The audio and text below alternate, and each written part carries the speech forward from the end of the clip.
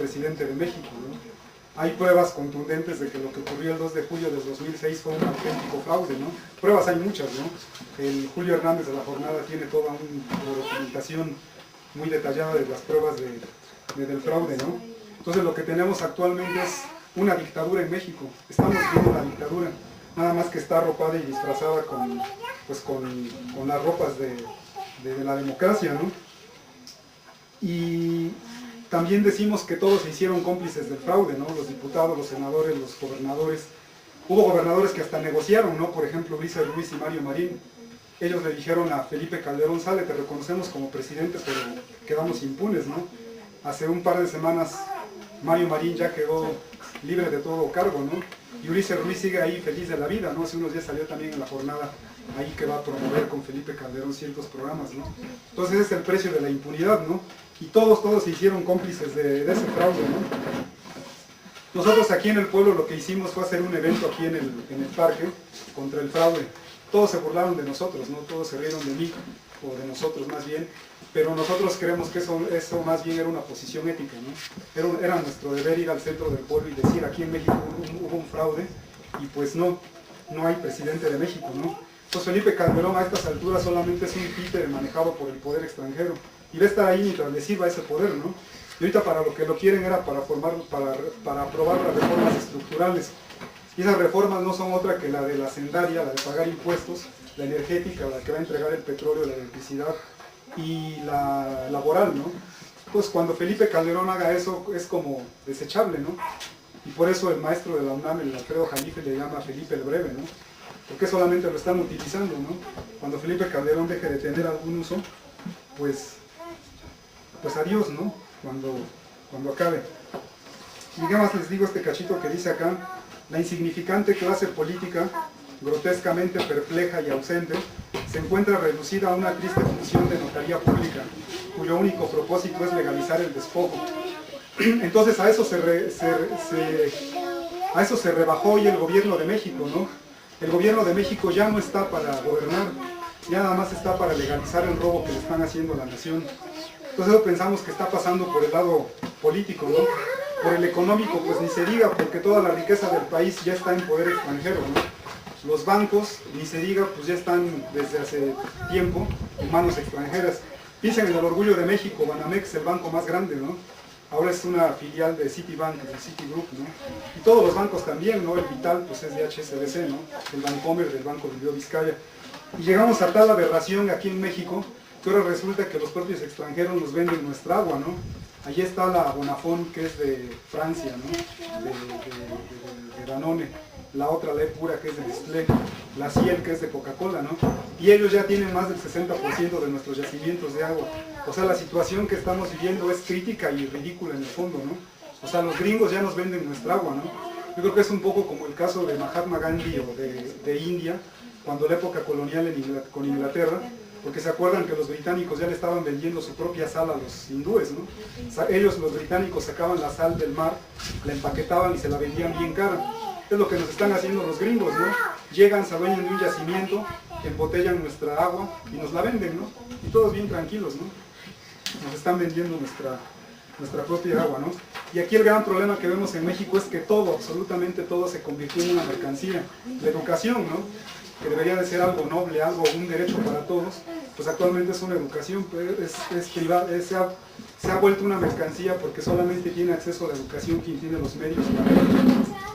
Y por eso la UAP hace esa ridícula trampa del examen de admisión, ¿no? Que no debería llamarse examen de admisión. ¿Cómo debería llamarse, Julio? Examen de exclusión, porque lo que hace es excluir a todos, ¿no? Dice, solamente toma un pequeño grupo de alumnos, los demás fríguense, ¿no? Y entonces ahí están todas las universidades patitos, ¿no? Porque está la UTLA, la TEC de Monterrey, la Ibero, porque esas no son para nosotros, ¿no? Esas son para la élite en el poder, ¿no?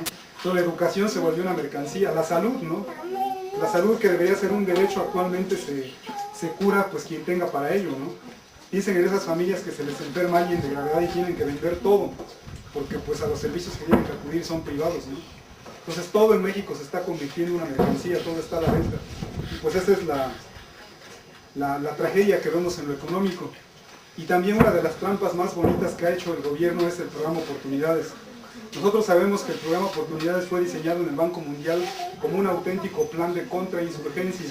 O sea que el programa Oportunidades es para que el jodido y el pobre no se nos rebelen, entonces le damos unas migajas, ¿no? Mientras nosotros comemos en la mesa llena de manjares y de viandas, las migajitas esas que nos sobran, se las damos a los pobres, ¿no? Y hasta nos agradecen, ¿no? Eso y no otra cosa son las oportunidades. Una estrategia del gobierno para que la gente, para que los pobres, pues no se rebelen contra el sistema de injusticia y opresión que se vive en el país, ¿no? Y decimos que en lo militar la cosa está, pero hasta para espantarse, ¿no? Porque hay una cosa que se le llama el ASPAN, el Área de Seguridad y Prosperidad de América del Norte, cuyo único fin es que Estados Unidos, desde el Pentágono, quiere controlar el ejército, a las fuerzas de Canadá y de México. Y en el caso de México, pues como les decía, ya está al orden del día estos días, ¿no? El Plan México, que para que no se confunda con el Plan Colombia, le llaman el Plan Mérida. Pero eso es la mayor cesión de soberanía nacional que se ha hecho, ¿no? Porque se está poniendo a las Fuerzas Armadas en el poder, bajo el control de Estados Unidos. Entonces piensen que el ejército mexicano, su función antes se suponía que era para defendernos, ¿no? Estaba para defender la soberanía nacional. Actualmente el ejército ya no está para defendernos, ¿no? Está para matarnos. Piensen en el caso de Sinaloa, cuando el gobierno, el ejército ataca y mata a unos niños ahí, no iban en un coche, ¿no? Y según la Constitución, el ejército solamente puede estar fuera en tiempos de guerra, ¿no? Y pues miren, está fuera, ¿no? Aquí mismo en la ermita ha habido retenes militares, ¿no? En los estados del norte ni se diga, ¿no? Pues ellos se excusan con que están buscando drogas y que están buscando armas. No es cierto, ¿no? Lo que están haciendo es ejerciendo un control total del país, porque tienen miedo de una insurrección nacional. El gobierno nacional reconoce, el gobierno federal reconoce que hay al menos 20 grupos guerrilleros en todo el país. No es ningún secreto, ¿no? O sea, hay gente en todo el país que se está armando para lo que se viene, ¿no? O sea, de verdad, la crisis del Estado Nacional es de una magnitud enorme. Y Felipe Calderón lo sabe, y la única manera que tiene para mantener el régimen, pues es a través de la fuerza, ¿no? Y por eso el ejército está afuera del cuartel, y está para matar y para violar. Acuérdense del caso de la señora veracruzana, ¿no? Doña Asunción o algo así, ¿no? Que la violaron hartos militares, ¿no? Y Felipe Calderón, que ni siquiera es doctor, dijo, no, murió de una gastritis, ¿no? Pues ¿a quién es Felipe Calderón para dictaminar, ¿no? ¿De qué murió la señora? Cuando hay pruebas de que fue violada, ¿no? Entonces el ejército dejó de estar para defender la soberanía del país y ahora se volvió un ejército de ocupación en su propia tierra, ¿no? Y otra cosa que nosotros vemos y que vemos muy seria es en lo religioso. Nosotros lo vemos de esta manera. Decimos que hace 500 años lo que llega a México a imponerse es el cristianismo romano, o sea, la Iglesia Católica, ¿no? Llega en una guerra, se impone, lo que platicamos hace rato, los monjes franciscanos, y finalmente logran catolizar al país, ¿no? Por medio de esa guerra, por medio de tortura, muerte, asesinatos. Finalmente el país se hace católico, ¿no? Pero lo que nosotros estamos viendo es que Estados Unidos no nada más quiere el petróleo, el agua, las tierras, los recursos, las fuerzas armadas, también quiere nuestras almas Estados Unidos. Entonces lo que ahorita se está viniendo es la llegada del cristianismo anglosajón. Entiéndase, todas las sectas protestantes, ¿no? Testigos de Jehová, mormones, pentecostales, adventistas, todos son controlados desde Estados Unidos, ¿no? Cualquiera que agarre una revista de las atalayas de los testigos de Jehová, allá abajito dice impreso en Pensilvania. O sea, todo esto es controlado ya de Estados Unidos. Entonces Estados Unidos no está a gusto porque dice, México es mi colonia, ¿no? Y si ya más o menos está conforme con que, o sea, más bien no está conforme con que el Vaticano, que es otro Estado nacional, nos esté controlando. Entonces lo que ahora Estados Unidos quiere es controlar también lo religioso en México, en pocas palabras, ¿no? Y para eso está dejando venir todo el montón de sectas protestantes a México, ¿no? Y ya en nuestros pueblos empiezan a levantar esas iglesias chiquitas de los protestantes, ¿no? Porque la guerra religiosa no ha terminado, más bien va cambiando de fases, ¿no? Y en la que estamos viviendo hoy es el cristianismo anglosajón, el de las sectas protestantes. Estados Unidos quiere todo, ¿no? No solo petróleo, pero también el corazón y el alma de los mexicanos. Y en esas andamos, ¿no?